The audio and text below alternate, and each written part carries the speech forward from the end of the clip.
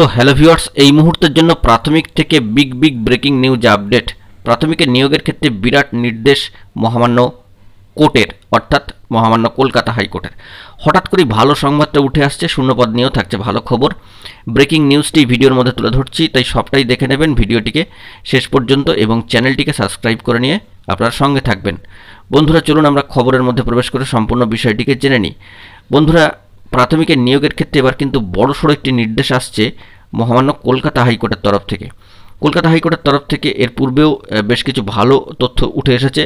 এবার উঠে আসছে সম্মানীয় বিচারপতি সম্মানীয় রাজশেখর মান্থা মহাশয়ের তরফ থেকে মহামান্য কোর্টের বিশেষ নির্দেশ প্রাথমিকের ক্ষেত্রে নিয়োগের বিষয়, যে রাজ্যের সব প্রাথমিক স্কুলে বিশেষভাবে সক্ষম পড়ুয়াদের জন্য বিশেষ শিক্ষক বা স্পেশাল এডুকেটর নিয়োগ করার নির্দেশ দিল মহামান্য কলকাতা হাইকোর্ট। সম্প্রতি সম্মানীয় বিচারপতি রাজশেখর মান্থা মহাশয়ের এই নির্দেশ দিয়েছেন। তিনি জানাচ্ছেন, বিশেষ করে সক্ষম পড়ুয়াদের শিক্ষক নিয়োগের ব্যাপারে সর্বোচ্চ ন্যায়ালয়ের সুপ্রিম কোর্টের যে নির্দেশ আছে তা মোতাবেক 3 মাসের মধ্যে শূন্যপদ তৈরি করতে হবে প্রাথমিক শিক্ষা পর্ষদকে। আগামী 30শে সেপ্টেম্বর মামলার পরবর্তী শুনানিতে ওই নির্দেশ পালন নিয়ে স্কুল শিক্ষা দপ্তরের সচিব এবং সম্মানীয় পর্ষদকে রিপোর্টও জমা করতে বলা হয়েছে।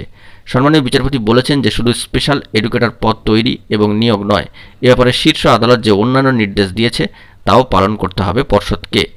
এই বিষয়ে মামলাকারীরা যে প্রাথমিক স্কুলে স্পেশাল এডুকেটর নিয়োগ না হওয়া নিয়ে মামলা করেছেন, মামলাকারীদের তরফ থেকে সম্মানীয় আইনজীবী সুদীপ্ত দাশগুপ্ত মহাশয় এবং সম্মানীয় আইনজীবী সিঞ্জিনী চক্রবর্তী মহাশয় কোর্টে জানান যে সুপ্রিম কোর্ট স্কুলে বিশেষভাবে সক্ষম পড়ুয়াদের জন্য স্পেশাল এডুকেটর পদ তৈরি করে নিয়োগের নির্দেশ দিয়েছিলেন।